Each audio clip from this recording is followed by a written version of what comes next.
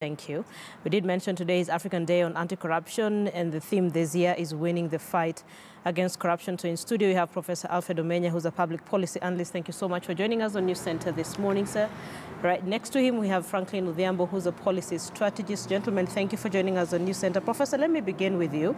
So today is African Day on Anti-Corruption, and the theme is winning the fight against corruption. In terms of the scorecard of Kenya in fighting corruption, where would you say Kenya is? I think Kenya has done badly over the years. In a lot of the anti-corruption indices, it shows that Kenya is not only performing badly, but actually getting worse over periods in time. In fact, currently, based on statistics for the last 3 years or so years, Kenya is wasting, losing about 30% of our GDP on corruption and corruption-related issues. So yes, we are definitely doing very, very badly. We devolve corruption, so corruption is also happening in 47 different centers across the country. But what is even more scary is that at national government level, we also spread it across all government departments. In fact, now you cannot point at any government department in Kenya where there is no corruption and or say corrupt this one case. is clean. So we are so we are actually getting worse. We've been getting worse from Moi's time. Got a little bit bad during Kibaki's time, and currently under Uhuru government, we have corruption absolutely everywhere. In fact, if you find a place where there's no corruption, that's an exception. Is there such a place? Is there such a ministry? Is there such a sector? I am still trying to look. And you haven't been able to? There is no evidence of that anywhere, be it really agriculture, education, foreign service, energy. In fact, I would say, give me a ministry and I'll give you a scandal. All the ministries. All the ministries. So Frankly, we're doing really badly. We're doing badly. We're doing very badly as a country. Does it matter, the recent events that we're seeing? I did mention Shadrach Miti. You now have the DPP giving orders of arrest. You now have a governor spending the night in police cells. Of course, his colleagues have come out defending him, saying they also want immunity. First of all, I like your sentiments as well on that. The president talking about lifestyle audit and Kenyans up in arms about corruption. Wouldn't you say probably we are on the right path, so to speak? We're not on the right path, and these are my reasons. We are fighting corruption that has happened. Our approach is really to deal with corruption after it happens. And you listen to the president, you listen to the vice president, and the message they're sending to Kenyans is that we are resourcing various agencies that will arrest corrupt people. We are ensuring that prosecution is properly resourced and so on. But you're not asking ourselves that what can we do to prevent corruption? Why does corruption actually happen?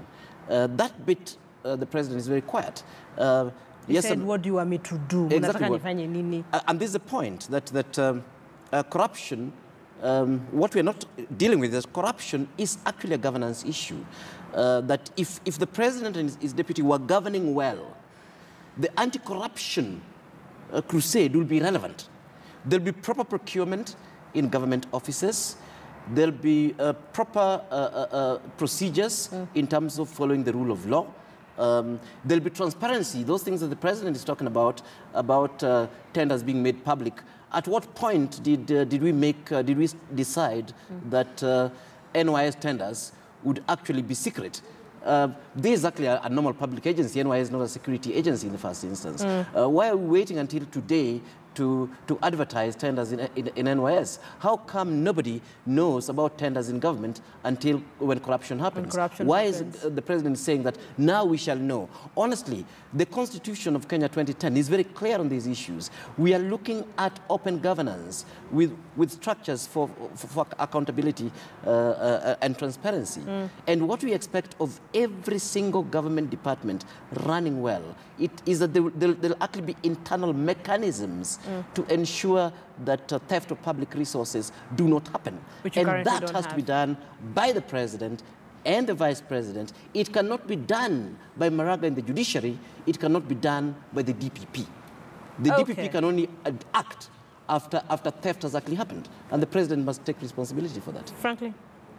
Well, on the question of whether, the current arrests that we are seeing, whether they mean anything, we have a saying that one swallow does not a spring make, right? Just because there have been arrests now, or just because there seems to be this hurry right now, doesn't mean that that's going to change anything. Because we've seen, as the professor said, we've seen these things before. But my pessimism is also, sort of based on history. When you look at the corruption scandals that we are seeing, whether you're looking at Goldenberg, whether you're looking at Anglo-leasing, we find a similarity in how they operate. The tenders are always secret, right? They're procured to entities that are unknown within the government and outside the government. And to companies that don't exist. Exactly. And the way procurement works in Kenya, when you see a tender advertised, it's already given somewhere, right? So it's advertised as a formality, right? So we see these things happen, and then we see the prosecution that follows, whether it's the Waki Commission, right? And then there's a lot of political hula-baloo about it. My opinion is that corruption is not, it's not a question of morality. It's a question of the cost of politics. And until the cost of running a corrupt politics becomes so high for the politicians and for the people that we elect into office, that is not going to change, right? It is cheap right now to be corrupt and stay in office, right? Until it gets expensive to be corrupt, right? As a cost of doing politics, until it rises on the people that are involved in corruption, it is not going to change. And how does it get expensive? It gets expensive when the people who elect these people that we claim are corrupt, the people who appoint them, once we turn up the heat on them. But we are not going to wait for the elite to check the elite. It's interesting, frankly, in what you say, that you're actually politicizing this, saying it's not about morality. I disagree. I think it has a lot to do with morality. Okay. If our morals are correct, if they're straight, then there's some of these things that we're witnessing right now, we wouldn't even be hearing about them. Well, here's why I don't think it's a question of morality. So we are agreeing to disagree. Okay. Mm-hmm. I think that's a fair place to be. Okay, go on. So when somebody runs for office, let's say Linda Ogutu today wants to run for office somewhere, there are things that you believe as an individual, right? There are things that are wrong to you, right? You would not want to be corrupt. You would not want to steal somebody's money. You would not want to insult somebody's mother, right? Those are things you would not do as an individual. And then you enter the political arena. The morality that dictates politics are pretty different from those that dictate your individual morality, okay? And unless and until you behave and operate within political morality, you fail as a politician. The first rule of a politician is not morality, it's survival, right? And so whatever it takes. Whatever it takes. It's that simple. That is how you're a politician. If you're not surviving in politics, you're not at the table, you're not a politician, you're done, right? So we see, we like to talk about, oh, this politician is a turncoat and they change their ideals and they change their opinions. No, they became a politician par excellence. They survived. All right. So when we are talking about issues corruption, most of the time this is a question of rent seeking in politics. You have people that you elect or nominate people around you who are there to support your political power. You protect those people at all costs because those people protect you as a politician, right? That is the question that is there. So if you could disagree with, no, that's wrong and we shouldn't be doing that, but the reason why I say that the political morality is different is the same people that, were just interviewed complaining that I would want my governor arrested, they will be the first people running after those governors for handouts. So it's a morality in which we agree to contradict each other, right? Cognitive dissonance, but we live with it. Prof, what do you think? We've agreed to disagree, so where do you say? Yes, I think I'm inclined to some degree to agree with Franklin that we have a situation, we have a system where, because our own systems are weak and our systems cannot hold political leaders to account, what happens is that then government becomes a space where there's rent seeking, like he says correctly, where anybody who supports a politician is given a space to loot public resources. So it starts with the politicians themselves. And then we have a system also where the accounting structures, the accountability structures, if you can call them that, in the institutional ones and the public, because we're looking at Parliament as an accountability space, we're looking at the MCAs in the county assemblies, we are looking at the citizenry. All these fellows are really just bought. They're not strong enough to hold the politicians. Yeah, just the other day, former Prime Minister Raila Odinga was very upset with them. He was saying you have committees that are doing probes, that are fighting for either side of a cartel. Correct. And you know, if you look at the West, if you look at China, for example, what is the difference? Is it that the Chinese people are so serious against corruption or anything like that? Maybe no. In fact, they're not. The issue is that the party system, the Communist Party, is so strong that they'll deal with you as a politician if you're corrupt. Yeah, I've heard that. That is actually the difference. But here, of course, do you think ODM will deal with you if you're a corrupt politician?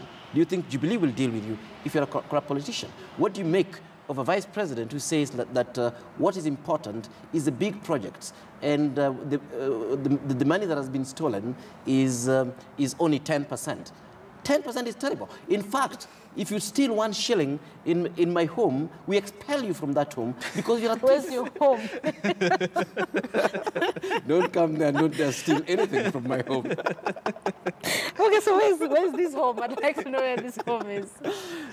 But that's my point, that if you accept that at that particular level, that is all right. I mean, as long as you've done what you said you'll do, even if you steal 10% or 20%, is okay. What is important is that you know, you did a big project, it's ambitious and the project can be seen. It's fine. That is totally wrong. Yeah. And there's nobody accounting for that. And the truth of the matter is that the vice president was actually, the deputy president was actually downplaying corruption. We know that corruption, corrupt deals, if you put them together in terms of just direct theft, if these bad procurement policies, the money that are stolen from the country and so on, we know that amount comes to about 30%. And I don't know how this country runs, honestly, because we pay 54% as wage bill, and then we steal at least 30%. Yes. Okay, so that means that 85%. Yeah.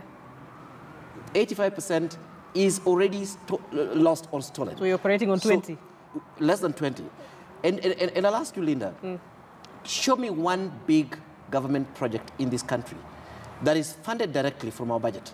Why are you putting me on this? There's none. There's none. Because we just don't have that money. So all of this, we can only fund projects, the SGRs, the pipelines, the Kenyan projects, any single significant project we fund in this country, we fund it through loans. Which is bad for any country. Which is bad for any country. Because the monies that me and you are paying to government as taxes that should be used for development of this country is stolen. It's just not there. And nobody's seeing this. Yeah, I remember when Kerry was asking people to file their returns, a couple, especially on social media, saying, we're not going to file this thing because half of it, 3/4 of it is going to get stolen at some point. Franklin, what are your thoughts in terms of what the governors are talking about? It's interesting that he says we are losing billions of money in corruption in the country. And then the other day we had the DPP issuing orders on Sospita Ojamong. He was arrested, spent 2 nights in the police cells. And then you have the Council of Governors saying, we need immunity. We're also leaders in our own county, and this shouldn't be happening. What are your thoughts? That just, goes on to finish the thought that I was making before, right? You would think that the governors would have some shame. Right? You would think that they would look at this and say, clearly, you give a weak statement, let the law run its course, and we hope that, if he's innocent, he will be, he'll be left alone, right?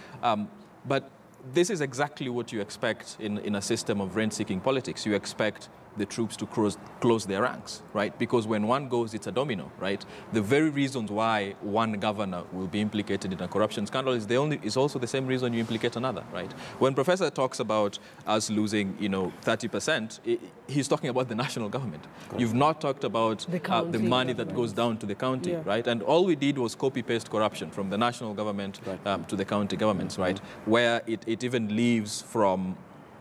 it's not even a question of procurement. It's even you add corruption and nepotism, right? Because in the national arena we are talking about whether it's tribal, right?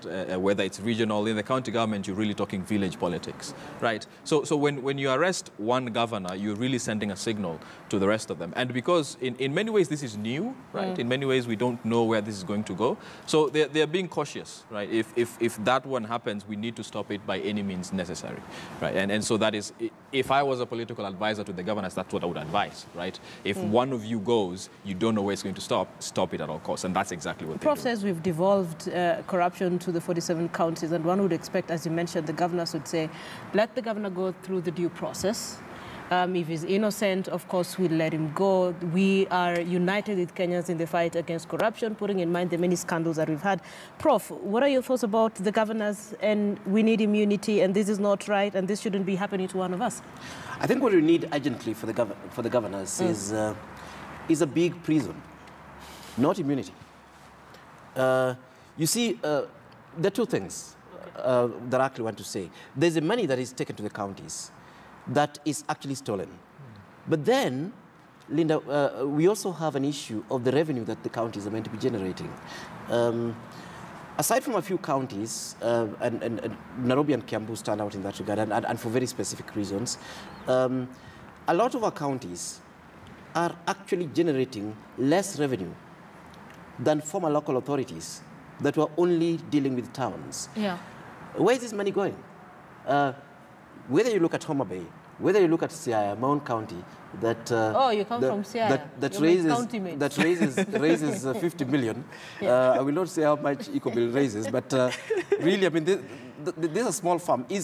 A lot of these counties, whether you look at Meru, they're raising way, way less than the towns in the counties used to raise. So before. Where's this money going? Where is this money going? Even once. This money is actually being stolen. Yeah, yeah. It's actually being stolen. Yeah.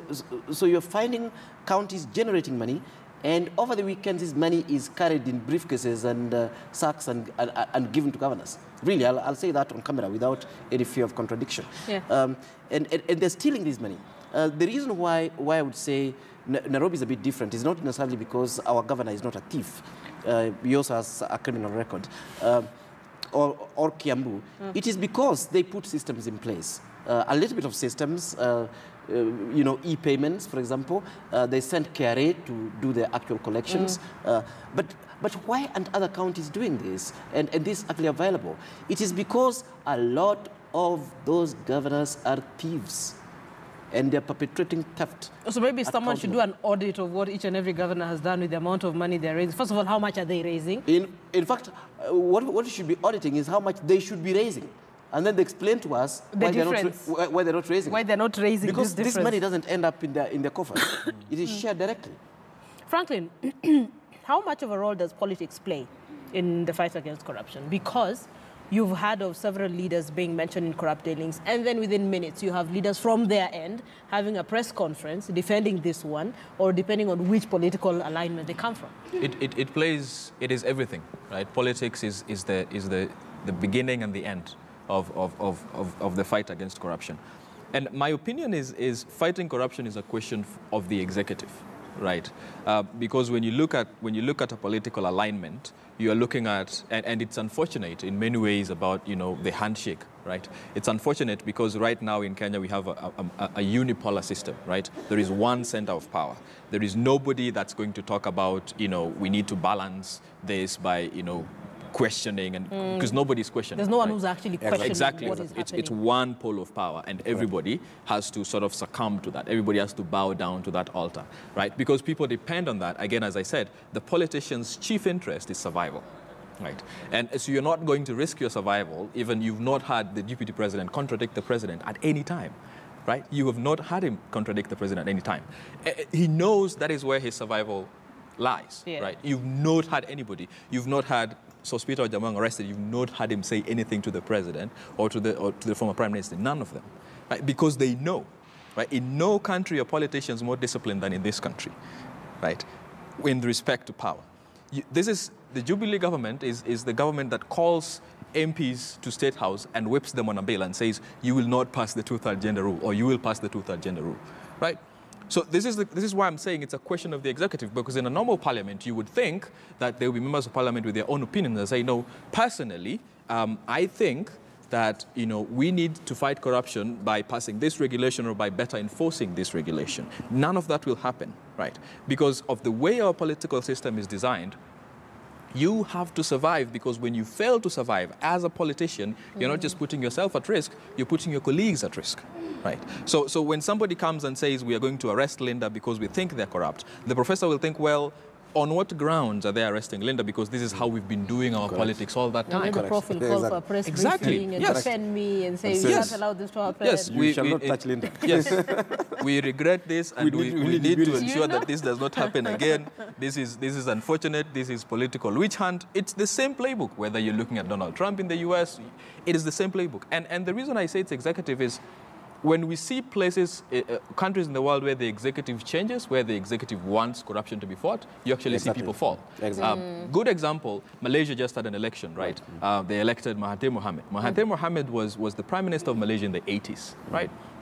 And he left office, and he was replaced by a different prime minister. And the prime minister that is outgoing was engaged in what they call the 1MDB scandal, right? One Malaysia, right? And there were a lot of things that went on. You know, the yachts were bought, money was exchanged. The following day, after the election of Mahathir Mohamad, the Prime Minister's house was raided. The former Prime Minister's house, Najib Razak's house was raided, right? And money was found, and all of that happened. The police were still in that country. They had not left, right? They had been there all that time. The prosecution officers were there all that time. The anti-corruption commissions were there all that time. They didn't do anything, right? So the ESEC has been here all that time. It will not do anything until the executive changes, until the political cost of running a politics that is corrupt rises. Okay, so before you wrap up, Prof, what is this one thing you'd like to see change in the fight against corruption in the country, short term? Actually, short term, what I really like to see change is transparency in government procurement. Because as far as I'm concerned, the executive must do something on their side to show that... what is this something that you want the executive to do? Exactly. The procurement process. I'm saying the procurement process has to be open. All these the people who get government tenders... Who is getting what, where, who are they? We need to know that. And the executive must actually take administrative action, including suspending people who are implicated in any way about corruption. We remember Governor Ngilu. Governor Ngilu had not been convicted in any court of law. Nduva Muli, they had never been convicted in any court of law. But Uhuru Kenyatta basically suspended them. And they never came back to other leaders. And yes, and now, without any fear of contradiction, we see Muraguri with his scandals in health. And where is he? Is in lands. We are not seeing the executive take administrative action. What we are seeing is the executive pointing fingers at other anti-corruption agencies that come too late after corruption cases have happened. We need to take back corruption to the actual government processes and ensure that these particular processes have fidelity to the law. Great. That's a good place to end it. Professor Alfred Omenya, Public Policy Analyst, thank you so much for your time. Thank you, Linda. We had Franklin Odhiambo as well, who's a policy strategist. Sir, thank you for your time.